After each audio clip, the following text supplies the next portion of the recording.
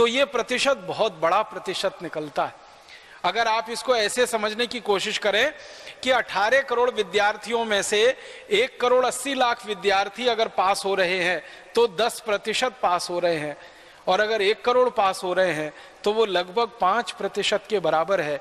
माने हमारी शिक्षा व्यवस्था में 95% विद्यार्थी हमेशा के लिए बाहर हो रहे हैं या फेल हो रहे हैं या पूरी व्यवस्था से बाहर हो रहे हैं। तो ये दुष्परिणाम एक और एक कारण से है, और वो है विदेशी भाषा, पराई भाषा, अंग्रेजी भाषा। तो जब हम भाषा को ओढ़ने की कोशिश करते हैं और खासकर विदेशी भाषा को अपने ऊपर लादने की कोशिश करते हैं, तो उसका सबसे बड़ा दुष्परिणाम यहां निकलता है शिक्षा व्यवस्था के लगातार फेल होते चले जाने।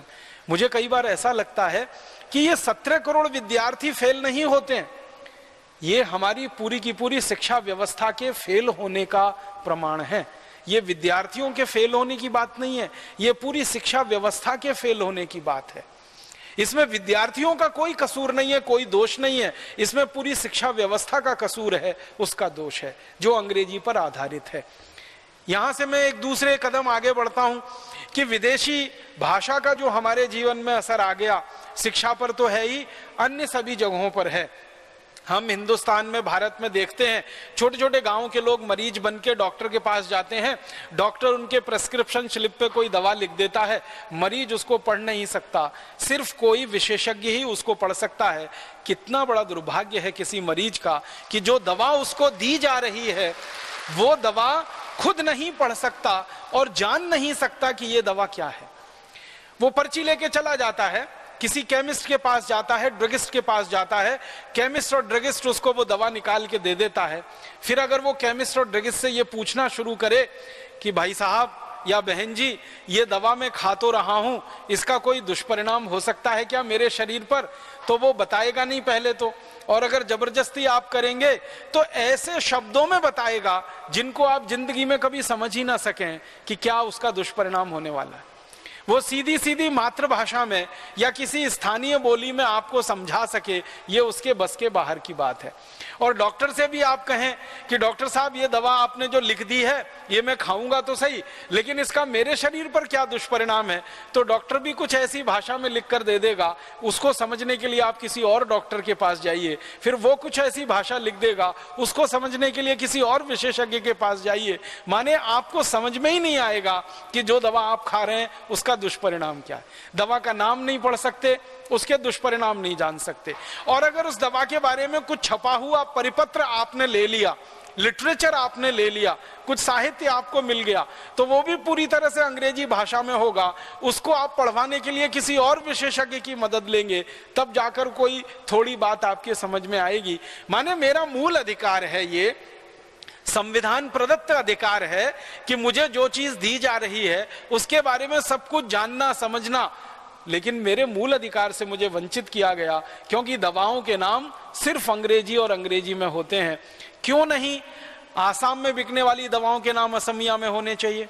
क्यों नहीं हमारे देश के बंगाल में बिकने वाली दवाओं के नाम बांग्ला में होने चाहिए? क्यों नहीं हमारे यहाँ हिंदी क्षेत्र में बिकने वाली दवाओं के नाम हिंदी में होने चाहिए? क्यों नहीं महाराष्ट्र में बिकने वाली दवाओं के नाम मराठी में होने चाहिए? क्यों नहीं हमारे देश में गुजरात में गुजराती दवाएं बिकें? हमारे देश की जो 22-23 भाषाएं जो संविधान ने जिनको मान्यता दे रखी है, सभी दवाओं के नाम उस पर हो सकते हैं और लिखे जाने चाहिए, लेकिन नहीं हो रहा है। हम विदेशी भाषा में इतने दबे हुए। इसी तरह से राष्ट्रभाषा में तो हो ही सकता है, हिंदी में तो हो ही सकता है। कम से कम भारत में 84 करोड़ लोग हैं जो हिंदी को जानते हैं और समझते हैं। हिंदी पढ़ने वालों की संख्या तो थोड़ी कम है, लेकिन जानने और समझने वालों की संख्या तो 84 करोड़ से ज्यादा है, 85 करोड़ से भी ज्यादा है। उसमें तो हो ही सकता है, लेकिन वो अभी तक आजादी के 63 साल में भी हम नहीं कर पाए हैं। और सरकार ने नियम बना रखा है कि आप प्रिस्क्रिप्शन लिखें अंग्रेजी में, दवाओं के नाम लिखें अंग्रेजी में, दवाओं के नाम छपें अंग्रेजी में, कोई दवा खरीदे तो वो अंग्रेजी में, हर चीज अंग्रेजी अंग्रेजी अंग्रेजी। जिसको 1% लोग जानते समझते नहीं, उस भाषा में सबको दवाएं देना, मुझे लगता है कि उनको मौत के मुंह में धकेलने जैसा है, उनकी जिंदगी के साथ खिलवाड़ करने जैसा है, उनके जीवन को खत्म करने के जैसा है।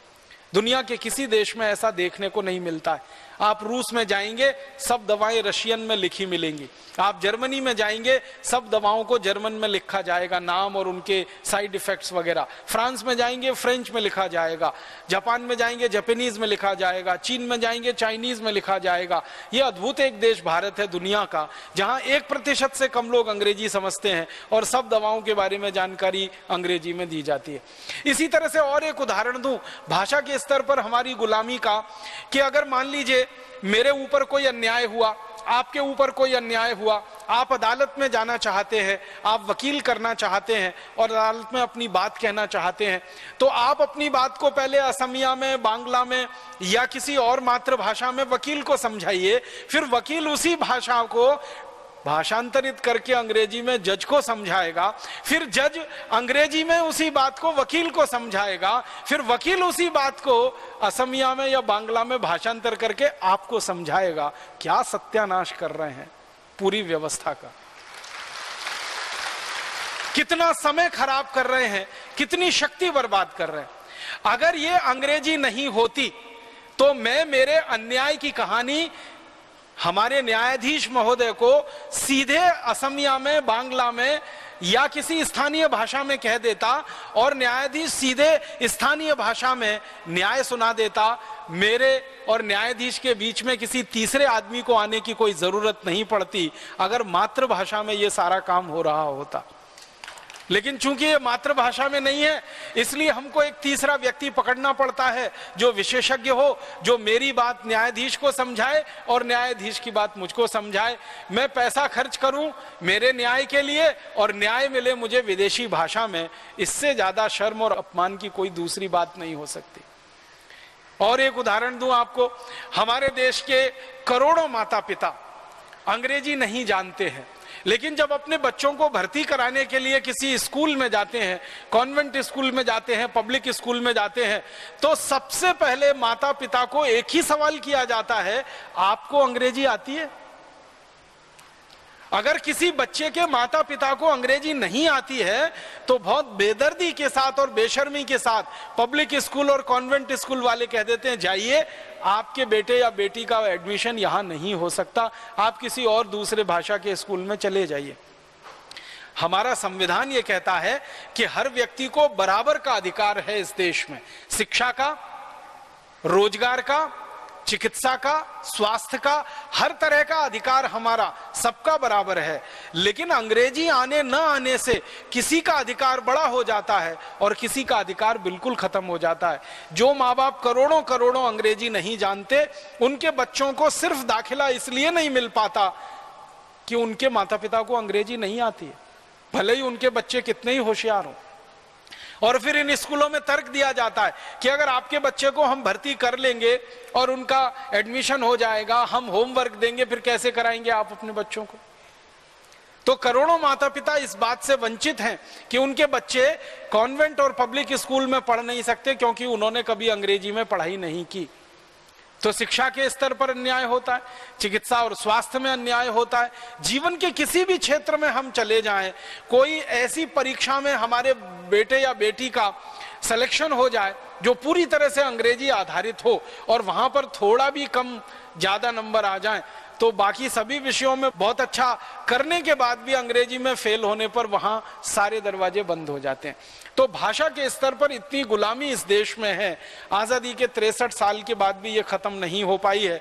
इस गुलामी को हम मानते हैं कि ये एक तरह का हमारा सांस्कृतिक पतन है, एक तरह का हमारा अधः पतन है और हमारे मन की गुलामी ये ज्यादा है, शरीर की गुलामी इतनी नहीं है। अंग्रेज जब तक थे 15 अगस्त 1947 तक, तब तक तो हमारे शरीर की गुलामी थी, लेकिन अंग्रेज जब चले गए 15 अगस्त 1947 के बाद तो ये मन की गुलामी ज्यादा हो गई है। शरीर से हम आजाद हैं, शरीर से हम स्वतंत्र हैं, लेकिन मन के ऊपर अंग्रेजी भाषा का पूरी तरह से दखल है, हमारी आत्मा के ऊपर अंग्रेजी भाषा का पूरी तरह से दखल है। हमारा मन गुलाम है, हमारी आत्मा गुलाम है एक विदेशी भाषा की, और इस गुलामी को आज नहीं तो कल खत्म करना ही पड़ेगा। हर बार एक ही बात लगती है मुझे कि जिस तरह से अंग्रेजों की गुलामी को हमने, शरीर वाली गुलामी को खत्म किया, एक बड़ा संग्राम इस देश में चलाया।